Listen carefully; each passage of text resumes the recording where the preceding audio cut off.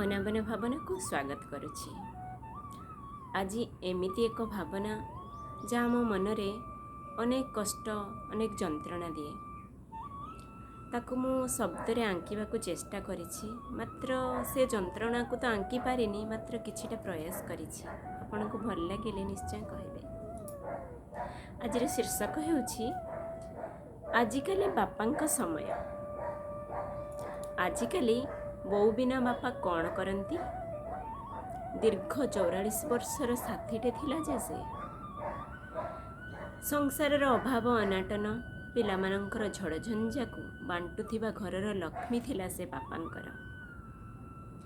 ଆଜିକାଲି ବୋଉ ବିନା ବାପା କ'ଣ କରନ୍ତି? ସକାଳୁ ଉଠି ବୋଉ କରୁଥିବା ବାସି ପାଇଟି, ଦୁଆର ମୁହଁରେ ଘଟ ବସେଇବା, ଫୁଲ ତୋଳିବା ଆଦି କରୁ କରୁ ବୋଧେ ବାପା ଖୋଜୁଥିବେ ବୋଉକୁ ସକାଳର ସ୍ମୃତିରେ। ଆଜିକାଲି ବୋଉ ବିନା ବାପା କ'ଣ କରନ୍ତି? ବୋଉ କହୁଥିବା ସବୁ କଥାକୁ ଶୁଣି ଅଶୁଣା କରୁଥାନ୍ତି। ଆଜି ସେଇ ସବୁ କଥାକୁ ଅକ୍ଷରେ ଅକ୍ଷରେ କାମରେ ଲଗାନ୍ତି ବାପା। ବୋଉ ବିନା ବାପା କ'ଣ କରନ୍ତି? ସକାଳୁ ଉଠି ଗାଧୋଇ ପାଧୋଇ ଠାକୁର ପୂଜା କରି ବୋଉ ଦେଖିଥିବା ସ୍ୱପ୍ନକୁ ପୂରା କରିବା ଲାଗି ବାଡ଼ି ଅଭିମୁଖେ ସାଇକେଲ ଯୋଗେ ମାଡ଼ିଯାଆନ୍ତି। ଫୁଲ ଫଳ ଭରା ଗଛ ମୂଳେ ବସି ଯତ୍ନ କରନ୍ତି, ସୁଖ ଦୁଃଖ ବାଣ୍ଟନ୍ତି। ସତେକି ଏ ଗଛ ସବୁ ବୋଉ ପରି ସବୁ ଶୁଣି ଅଖୁହା ସାଥୀଟେ। ଆଜିକାଲି ବୋଉ ବିନା ବାପା କ'ଣ କରନ୍ତି? ସକାଳୁ ଉଠି ଟିଭିରେ ପ୍ରବଚନ ଶୁଣି ବୋଉ କାନେ ବକ୍ ବକ୍ କରୁଥିବା ବାପା କେଜାଣି ଆଜିକାଲି କ'ଣ କରନ୍ତି?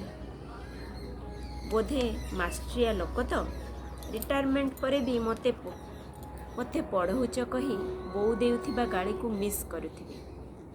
ଆଜିକାଲି ବୋଉ ବିନା ବାପା କ'ଣ କରନ୍ତି? ବହିଟେ ଧରି ଆଜିକାଲି ବୋଉ ବିନା ବାପା କ'ଣ କରନ୍ତି? ବହିଟେ ଧରି ଉପର ଘରେ ଘଣ୍ଟା ଘଣ୍ଟା ବସିଥାନ୍ତି, କିଛି କିଛି ଲେଖୁଥାନ୍ତି। କୋଉ ଅଜଣା ରାଇ ଯେ ହଜି ଯାଉଥିବେ। ଆଖି କୋଣରେ ଲୁହକୁ ଲୁଚେଇ ସହଜ ହେବାକୁ ଚେଷ୍ଟା କରୁଥିବେ। ଆଜିକାଲି ବୋଉ ବିନା ବାପା କେଜାଣି କ'ଣ କରୁଥିବେ। ସାହସୀ ବାପା ଆମର ମନରୁ ଭାଙ୍ଗି ପଡ଼ିବାର ଶବ୍ଦ ଶୁଣିପାରେ ଯେବେ ମୁଁ ନ ପଚାରି ରହିପାରେନି, କ'ଣ ହେଇଛି ବାପା? ଆଜିକାଲି ବୋଉ ବିନା ବାପା କେଜାଣି କ'ଣ କରୁଥିବେ।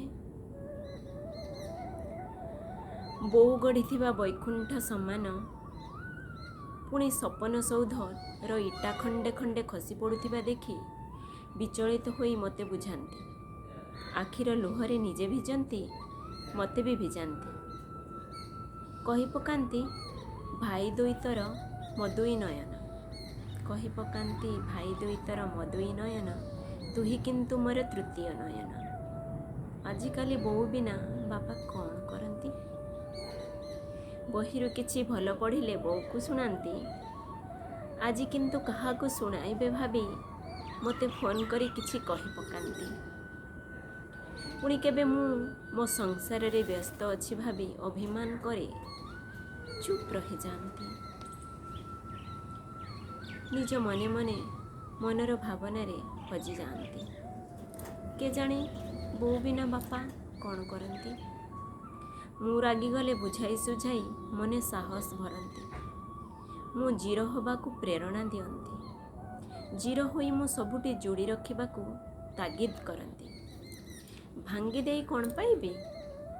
ମୂଲ୍ୟହୀନ ଜିରୋ ନ ହୋଇ ସବୁ ସମ୍ପର୍କକୁ ସାଉଁଟି ଅମୂଲ୍ୟ ଜିରୋ ହୋଇ ମୁଁ ଯେ ବୋଉର ଅଭାବକୁ ଭରିଦିଏ ବୋଲି ଆଶା ରଖନ୍ତି। ବୋଉ ବିନା ବାପା କ'ଣ କରନ୍ତି?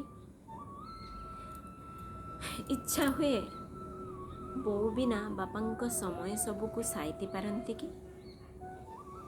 ମନେ ମନେ ଭାବେ, ପୁଣି ଭାରି ହୋଇ